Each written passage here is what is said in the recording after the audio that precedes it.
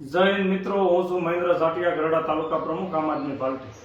આપણા ગરડા તાલુકાના આંગણે માંડવદાર ગામે વિસાવદનના ધારાસભ્ય એવા ગોપાલભાઈ ઇટાલિયા પધારી રહ્યા છે.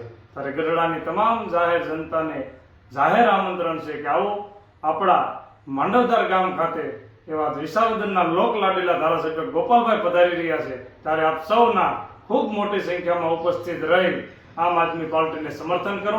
આવનારા દિવસોમાં બોટાદ અને ગરડામાં આમ આદમી પાર્ટી મજબૂતાઈથી લડી રહી છે, તેને સાથ સહકાર આપો અને આ ચૂંટણીમાં ભવ્યથી અતિ ભવ્ય આમ આદમી પાર્ટીને વિજય મળે, આમ આદમી પાર્ટી જીતીને આવે એ માટે આપ સૌના સાથ અને સહકારની જરૂર છે.